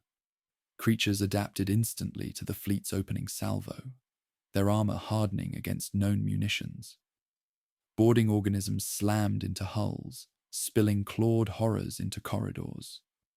Vox channels filled with screams and static. Officers tried to organize counterfire, but each order was drowned by new crises. Sarvon gripped the command rail, feeling the ship tremble under impacts. Around him, his captains shouted conflicting commands. Some begged to flee, others demanded they fight to the last. Sarvon's internal struggle reached its peak. He could order a breakout attempt, sacrificing thousands to save a handful of ships, or stand and fight in a doomed circle of honor. Both choices felt like betrayal, either of his people or of his oaths. He remembered every chain of duty he had worn, every link forged by centuries of service. He remembered the soldiers who had died believing in his word. Unity, he thought bitterly. In this galaxy, unity is only a pause before betrayal. He saw Mydra watching him, her eyes unreadable, perhaps waiting to see which path he would choose. In that heartbeat, he realized the swarm did not only consume bodies, it consumed the very idea of trust. Each betrayal fed it, not just with lives, but with predictability. By now it moved as if guided not by instinct, but by the logic of treachery itself. Hunger had learned the shape of human weakness, had adapted even to deceit. He closed his eyes and whispered a single order to the fleet. Break on my mark. Scatter and burn. It was not victory. It was the smallest chance for some to escape. His voice was steady, but in his chest something splintered. Mydra laid a hand on his arm, her first gesture of comfort in months. This is not your betrayal, she said softly. It is his. But Sarvon felt no comfort. In choosing survival for a few, he had still condemned the many. Across the system, ships ignited their drives and lunged for open void. Some slipped past the Hive's jaws, others were torn apart mid-translation, their warp wakes flaring like dying stars. The indomitable will shuddered under impact after impact, but its engines burned bright. Sarvon kept his eyes on the screens, watching icons wink out one by one. Friends, comrades, years of loyalty erased in seconds. On Elrec's flagship, safe beyond the trap, the commander watched too. Whether he felt shame or triumph, none would know. His last transmission to Sarvon was a single line. Survival requires choices. Then even that channel went dead. When the surviving fragments of Sarvon's fleet emerged from warp hours later, they were scattered, burned, hollow. No one spoke of unity. No one spoke of victory. The comnet was silent except for damage reports and quiet sobbing. In his quarters, Sarvon removed his medals and laid them on the desk. They felt like fragments of a broken chain. He thought of the galaxy bound to cycles of rise and fall, betrayal and hunger, and wondered if anything could break that pattern, or if it was woven into the stars themselves.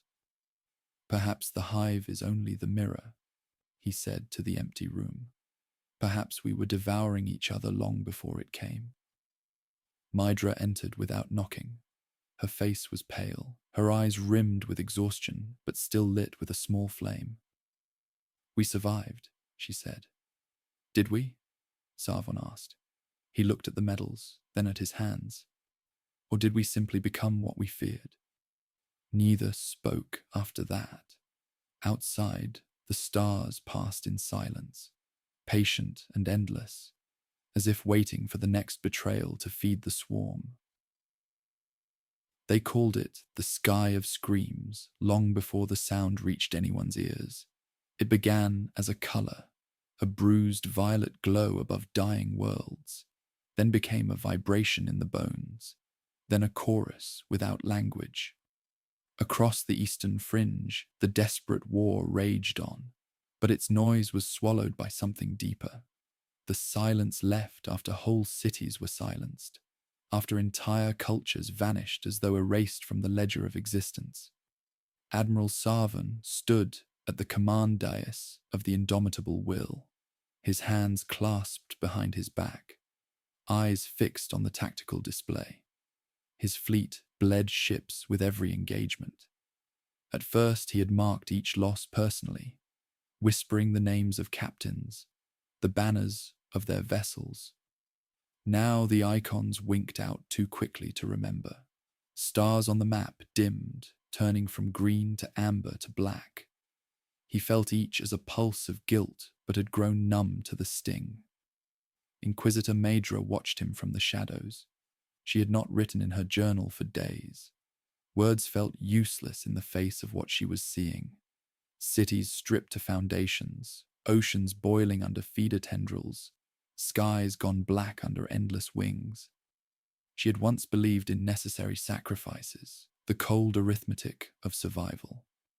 Now she wondered if each sacrifice merely fed the hive twice, once with flesh and once with hope. On the ground of Malthus Prime, a world of poets and star map makers, the last defense bastion fought under a dimming sun. Guardsmen sang hymns through cracked vox grills, even as their trenches filled with alien ichor. When extraction finally came, only a handful of survivors crawled aboard the transports, eyes wide, mouths silent.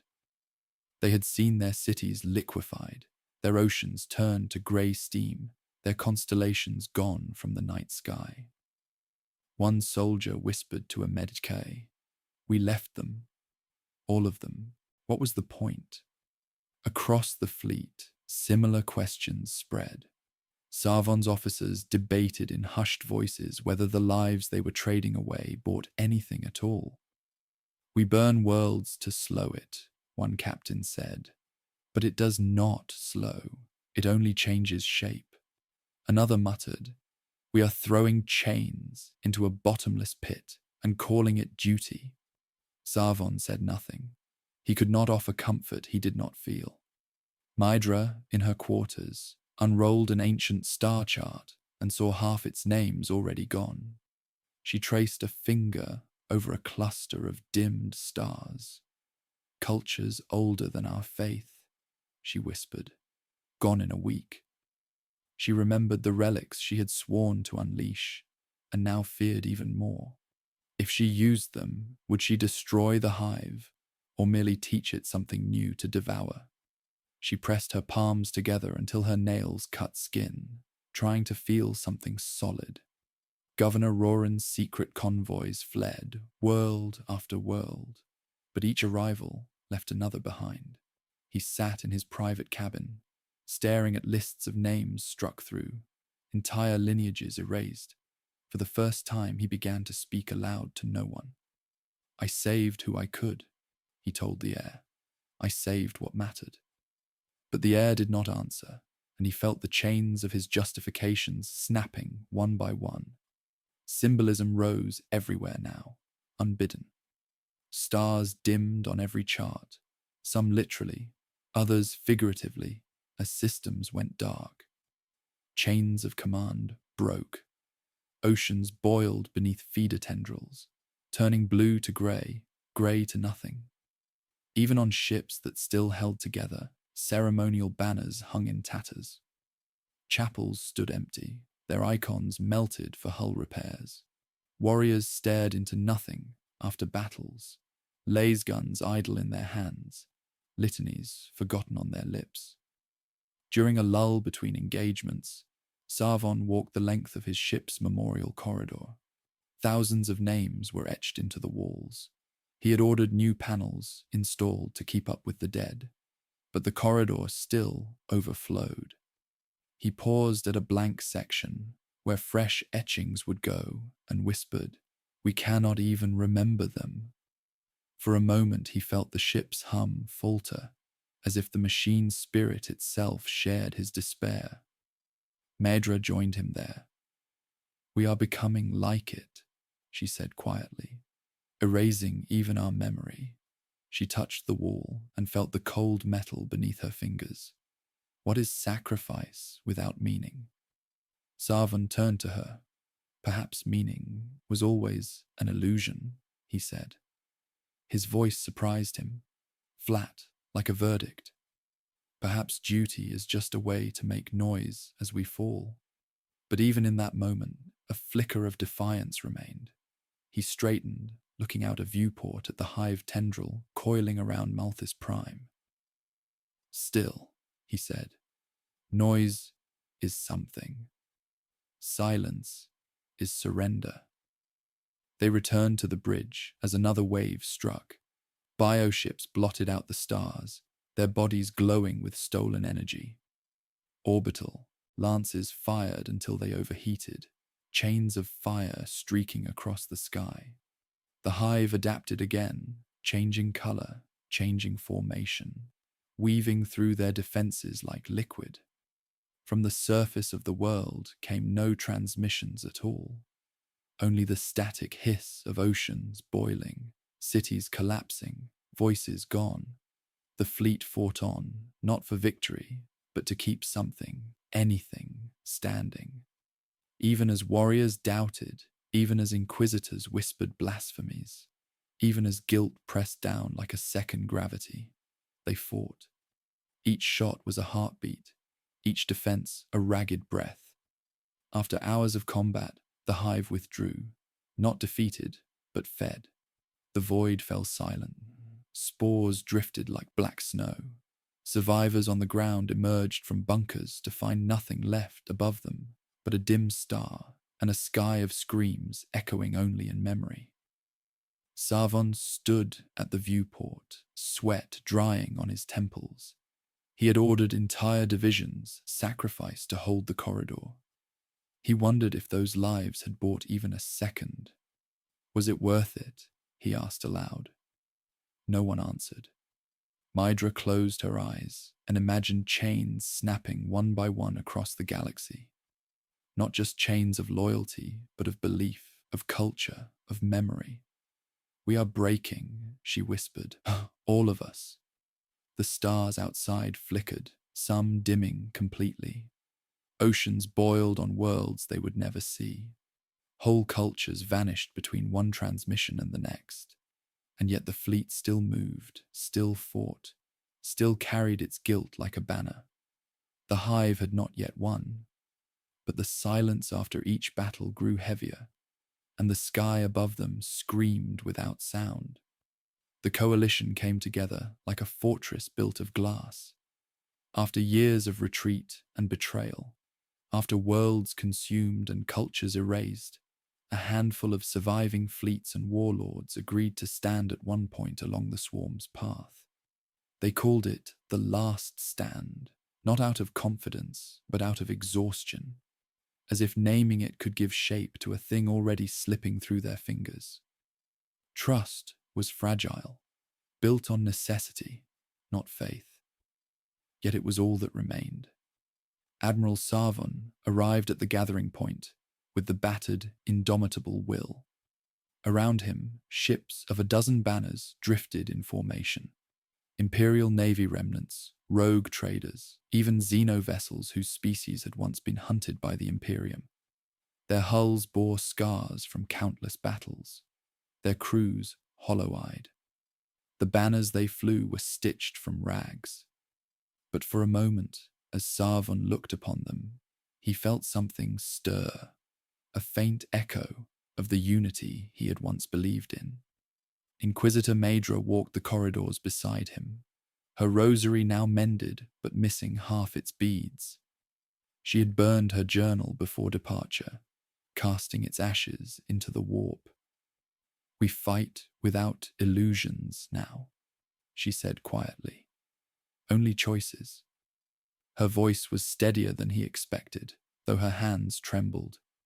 At the council table, the coalition's leaders sat in a ring of flickering hololight.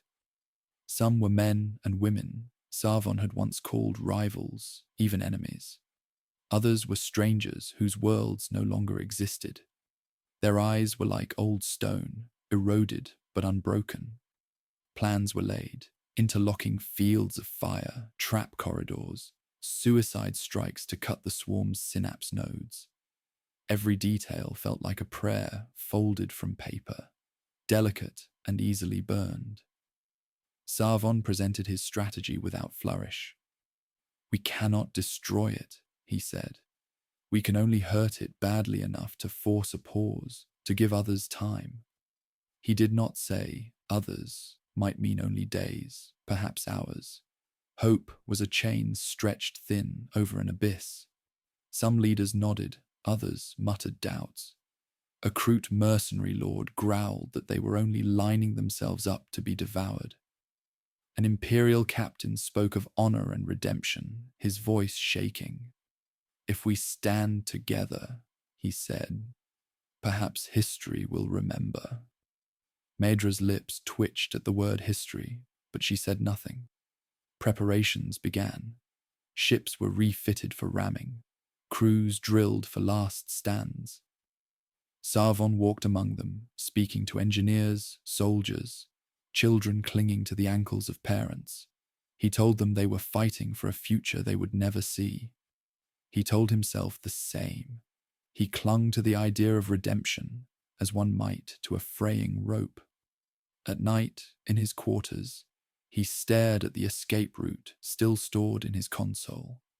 The corridor offered months ago, still viable. He had not deleted it. He wondered if leaving now would save lives, or simply betray them again. He thought of Elrek, of Roran, of every chain of duty and doubt behind him. Hope was the most fragile chain of all, and it cut his palms as he held it. Maedra came to him before the battle. "You believe this will mean something," she said softly. "I want to believe it too." She placed her mended rosary on his desk. "I can't pray anymore." "Take it." He looked at her, at the woman who had stood beside him through betrayal after betrayal, who had unsealed relics and sealed them again without using them. "Keep it," he said. "You'll need it after." "There is no after," she replied. The Hive came as expected. Vast bioships sliding into real space like a living eclipse. Tendrils coiled outward, feeding on the psychic scent of so much life gathered in one place. The coalition opened fire in perfect unison. Lances cut through the void, torpedoes detonated. Fighter swarms streaked across blackness. For a moment the stars themselves seemed to blaze brighter, as if defiance could light them. Then the Hive adapted. New carapaces hardened against the lances. Winged beasts swarmed the fighters. Spore ships seeded counter-organisms into the coalition's trap corridors. The battle became a storm of fire and claws. Ships died in screaming bursts of light. Voices on the comms rose and vanished. Yet the formation held, barely, its leaders forcing their fleets back into line, chain after fragile chain. Sarvon's hands moved over the command panel like a ritual. Each order felt like a confession.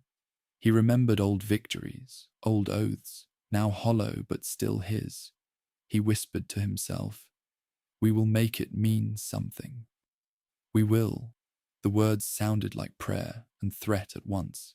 Maedra stood behind him, her eyes fixed on the swirling void. "It is learning even this," she murmured. "Our unity, our hope. It will taste it, and it will come again." "I know," Sarvon said. He did not look at her. "But for one heartbeat, we are still ourselves." Around them the coalition burned. Ships rammed biovessels in suicidal charges, tearing holes in the swarm. Xeno-allies fought shoulder to shoulder with Imperial crews, their banners mingling in the glow of dying reactors. Chains of light stretched across the void as plasma arcs and torpedoes crossed paths, breaking, then reforming as new ships took old positions. Hope flickered like a candle in a gale. In the command deck's silence between impacts, Sarvon thought of the galaxy bound to cycles of rise and fall. He thought of immortality as curse and as witness. He thought of the chain of duty he had chosen to pick up one last time. "If nothing else," he whispered, "let this stand be remembered." Maedra closed her eyes. "Even if nothing is left to remember it." Even then, outside, the Hive pressed closer, its shadow blotting out the stars. Yet in that darkness, the coalition fought on. A fragile chain stretched to breaking. Hope was no shield, but it was still a link between them, and for as long as it held, they would not surrender. The trial of fire began without ceremony. No horns, no banners, only the thrum of engines and the hiss of weapons cycling to readiness. Across the coalition's line, armies braced for impact as the Hive poured out of the void, like a tidal wave of living night. Bioships eclipsed the stars, their spines glowing with stolen energy. Spore clouds drifted like storms, blotting out the sun of the beleaguered world below. It was no longer a battle for territory, but a reckoning, a final measure of what the coalition truly was. Admiral Sarvan stood at the heart of the indomitable will, watching the tactical display blossom with new threats every second. Each icon was a choice. Reinforce here and leave another sector weak, withdraw now and save lives but concede the line. Plasma fire burned across the void, arcs of white and violet striking into the swarm. Through it all, he felt his own heartbeat like a drum. This was the moment every oath, every compromise, every betrayal had led to. Inquisitor Maedra moved among the crew like a shadow, her presence both anchor and reminder. She had sealed her relics away for the last time. Her rosary hung at her belt, the remaining beads scorched. She no longer prayed, she only watched. In her mind, she weighed every soul aboard, every life she might save if she ordered them to flee. She had lived her life hunting heresy, but now she wondered if loyalty to survival was its own heresy. The Hive struck first. Tendrils of living weaponry lashed out, tearing through the coalition's forward ships. Boarding organisms rained down like meteors, embedding in hulls and disgorging claws and acid. Plasma batteries thundered in response, entire decks vibrating with recoil. Fleets burned, the sky split open. Inside each ship, men and women made their choices: to stand, to run, to fight, or to surrender. Sarvan issued orders with precision, his voice steady over the comnet. But beneath the surface, his thoughts roiled. An escape corridor still flickered on his console, his private bargain, unspoken but never forgotten. He could activate it now, withdraw a portion of the fleet through hidden warp routes and save thousands. Doing so would doom the rest. It would be Elrec's betrayal all over again, only this time his. Maedra caught him staring at the blinking rune. "If you do it," she said softly, "do it knowing what it means." "There is no redemption after I know," Sarvan replied. His fingers hovered above the control. He remembered the chains of duty he had chosen to pick up one last time. The faces of soldiers who had followed him through fire. The worlds already lost. He remembered the galaxy bound to cycles of rise and fall, and how easily he had become another link. On the surface below, coalition armies fought among burning cities. Guardsmen held ruined streets, their laser guns white-hot from constant fire. Alien warriors screamed war cries in languages none could translate.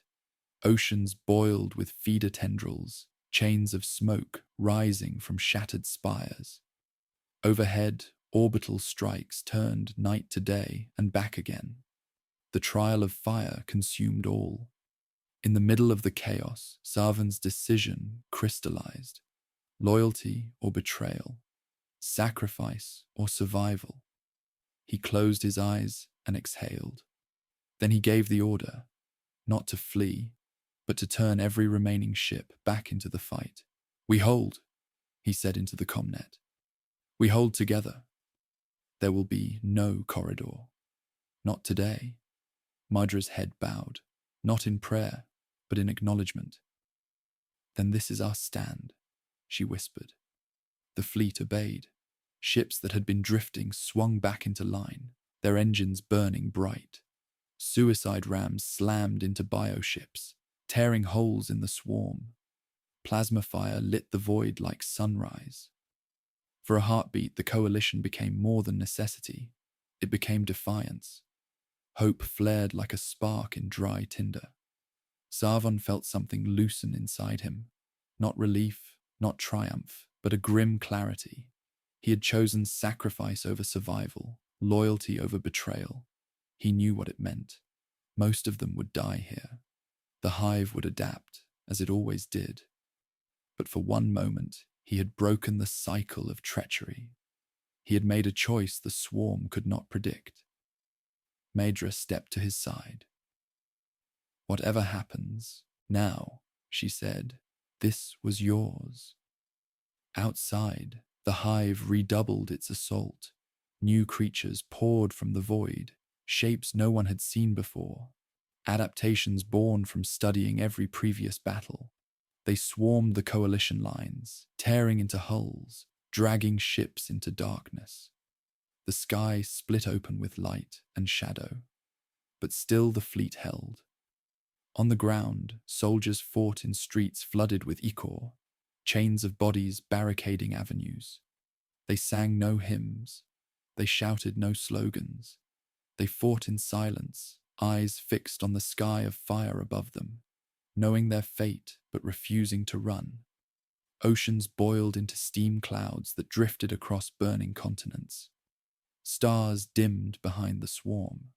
Zarvon gave one last order to his captains.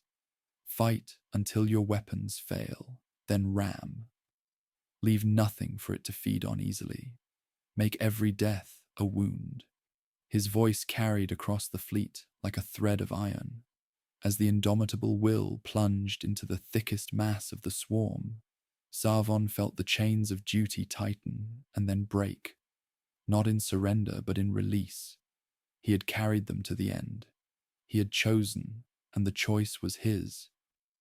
Maedra stood with him at the command rail, eyes reflecting the burning void. "Do you regret it?" she asked. "No," he said. "Only that it took so long to decide." Outside, fleets burned, armies clashed, the sky itself tore apart under fire. Inside, the internal monologues of thousands converged on the same realization. Loyalty had meaning only because it could be betrayed. Sacrifice only because it could be refused.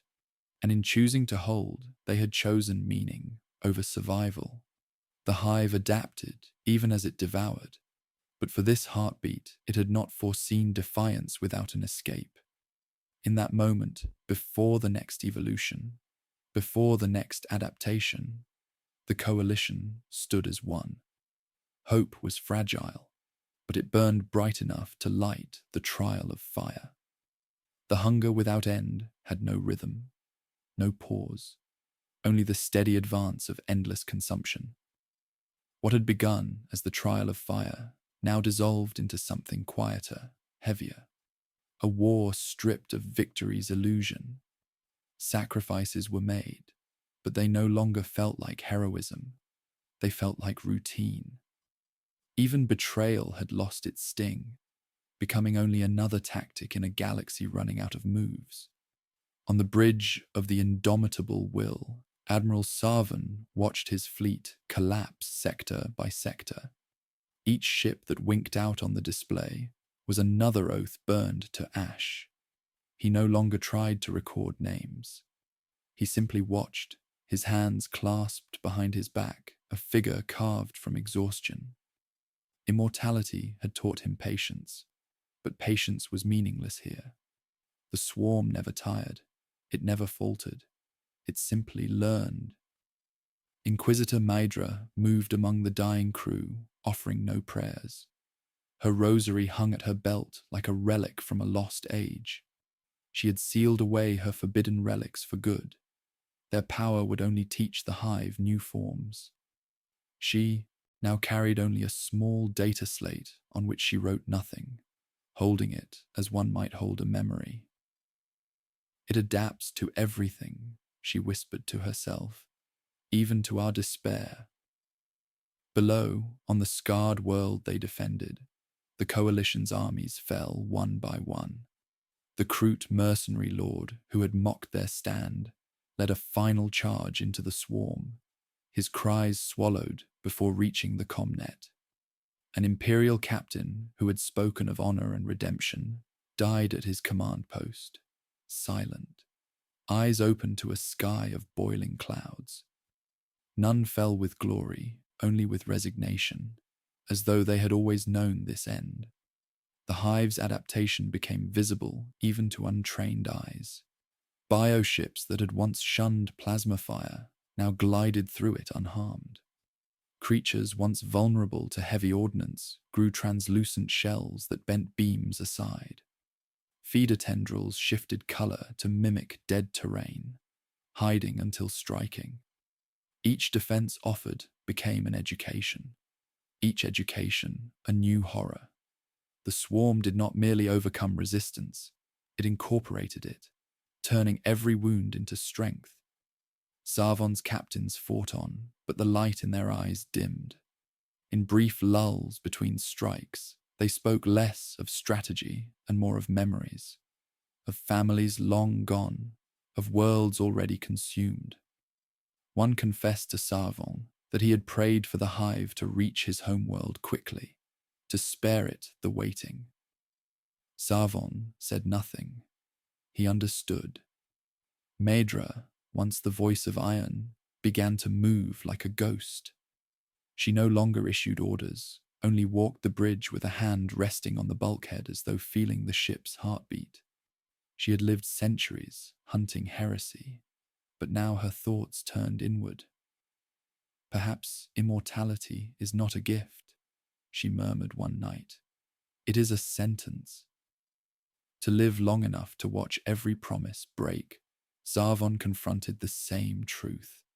Immortality had given him the illusion that endurance was strength, that time could outlast hunger.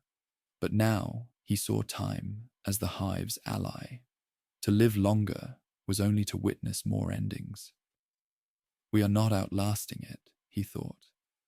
We are feeding it with our years. Another betrayal came quietly. Roran's convoys, once part of the Coalition's supply line, vanished into hidden warp lanes. He had chosen at last to flee entirely, taking with him the last reserves of food and munitions. No one cursed his name. There was no energy left for outrage, only a tired understanding. Survival breeds the same choices over and over. Sarvon stood at the viewport and watched the final bastions fall. Chains of fire arced across the sky as ships rammed biovessels, self-destructing to tear holes in the swarm. Oceans below boiled with feeder tendrils, continents collapsing into nutrient sludge. He saw the stars dimming one by one, like beads falling from a broken rosary. On the comnet, survivors' voices rose and faded. Some recited oaths as they died. Others said nothing at all. Sarvon listened, feeling each as a weight in his chest. He had made his defining choice in the trial of fear. Now he could only carry it to the end. He wondered if the swarm even noticed these gestures of defiance, or if they were only sparks in an endless night. Maedra approached him, her eyes hollow but still her own. "It is ending," she said. "It was always ending," Sarvon replied. "We only thought we could delay it." "Do you regret your choice?" she asked. He looked at her, at the battlefield beyond, at the chains of duty that had bound him for centuries. "No," he said. "I regret nothing except believing immortality meant anything. Hunger does not care how long you stand." A tremor shook the ship as a bioweapon slammed into its hull. Warning klaxons wailed, then died. The lights flickered, casting the bridge into a twilight of red and shadow. Crew members strapped themselves in without orders, their faces calm. Even panic had burned out. Sarvon stepped to the command rail, his back straight. "We hold until the end," he said quietly. It was no longer an order, but a statement of fact. Maedra took her place beside him. She did not pray. She did not speak. She simply stood, sharing the silence. Outside, the Hive pressed closer, filling the void with living mass. The Coalition's last ships fired until their weapons failed, then rammed, leaving streaks of fire across the darkness.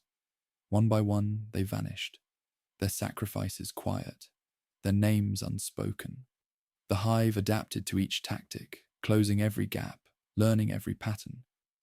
On the world below, oceans boiled completely away, leaving only steaming basins. Chains of smoke rose into a sky lit by burning spore clouds. The stars overhead dimmed until only a few faint points remained. In that fading light, Sarvon saw not defeat, but truth. Immortality cannot withstand endless hunger. No oath, no legacy, no defiance endures forever against a force that does not stop. He placed his hand on the cold viewport. "We were never immortal," he whispered, "only slow to be eaten." Mydra closed her eyes. For a moment, she imagined a future where someone might remember them, but the image dissolved. All that remained was the hum of the dying ship and the quiet presence of another soul beside her. The hunger without end moved on, patient, tireless, absorbing every defense, every betrayal, every sacrifice. Yet in the heart of its shadow, two figures still stood, silent and unbroken for one last heartbeat. The silence after devouring was not empty. It was full of ghosts. Across the eastern fringe, worlds once bright as jeweled crowns now drifted as husks, airless, lifeless. Their oceans boiled away, their cities collapsed into nutrient dust. The Hive moved ever onward, leaving behind nothing but fading heat signatures and the faint psychic echo of a galaxy's scream. In the wake of that scream came quiet, heavier than any sound. Survivors whispered of what was, lost refugee flotillas, scattered and directionless, carried fragments of cultures now gone, songs without languages, rituals without meaning, flags with no planets to claim them. In darkened holds, they murmured names of leaders who had stood against the swarm, admirals who burned their fleets to buy hours, inquisitors who sealed forbidden relics rather than hand them to hunger, governors who chose flight over oaths. The names were fading already, spoken with hesitation, as if memory itself feared to be devoured. No one knew what had become of Admiral Sarvon. Some said the indomitable will had been torn apart in the final clash, its engines burning until nothing remained but a streak of light. Others whispered that he had escaped into a hidden corridor at the last moment, a ghost fleeing his own legend. Still others believed he was alive somewhere within the Hive, his thoughts absorbed into its collective mind. All agreed on one thing: he was no longer a man, but a memory, a shape in the silence. Inquisitor Mydra's fate was equally uncertain. Refugees spoke of a figure on a burning bridge, rosary in hand, watching as the swarm closed in. Some swore she had activated a forbidden weapon in the last instant, others that she had simply stood until the end. Whether she lived or died mattered less than the story itself. She had become an emblem of quiet defiance, of a faith that no longer prayed, but still endured for one heartbeat longer. Across the ruined worlds, stars dimmed in the night sky. Astropaths reported constellations missing where Hive tendrils now prowled. In refugee camps, children pointed upward and asked why the stars were gone. No one answered. The galaxy felt smaller, its map a lattice of empty spaces. Ruins crumbled under alien winds. Oceans lay as steaming plains. Chapels stood roofless, their icons melted, chains of prayer beads scattered like bones. For those who had lived through it, immortality no longer felt like survival. It felt like punishment. To endure meant to witness, again and again, the same hunger, erasing everything built across millennia.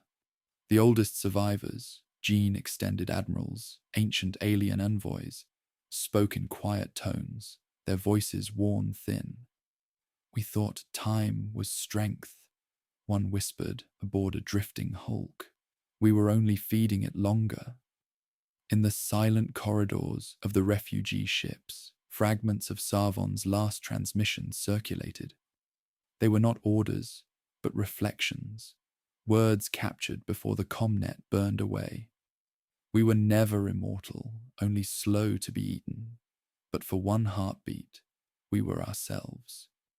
Listeners repeated the line like a prayer, though few understood what it meant. The hive did not pause. Its tendrils reached new sectors, its shadow pressing into fresh minds. Each defense it had faced became another adaptation, each adaptation another weapon. The hunger without end moved on, tireless, eternal, indifferent to what it had consumed. There was no triumph in it, no malice, only need. And yet, in the silence after, something lingered. Not victory, not hope, but a recognition of cost. The cost of ambition, empires that had believed themselves eternal now dust. The cost of betrayal, alliances shattered until even unity tasted like bait. The cost of immortality, living long enough to see the same cycle devour everything. These costs hung in the air like ash, long after the flames had gone out. On one ruined world, a child picked up a broken chain from the rubble, a fragment of a governor's ceremonial collar, perhaps, or a soldier's prayer beads. She held it up to the dim sky, where only a few stars remained. "Will they come back?" she asked her mother. The woman did not answer. She only took the chain and tied it around the child's wrist as a reminder of something unnamed. In deep space, a drifting buoy broadcast a single pulse on an old imperial frequency. No one knew who had left it. The message was short. We held. It repeated every hour into the dark, a faint heartbeat against the void. Perhaps no one would ever hear it. Perhaps that did not matter. Stars dimmed, ruins crumbled, oceans boiled, silence reigned. And in that silence, the memory of those who had stood, loyal or betrayed, mortal or immortal, flickered like dying light. The hive consumed without end, but it could not erase that for a heartbeat, someone had chosen defiance,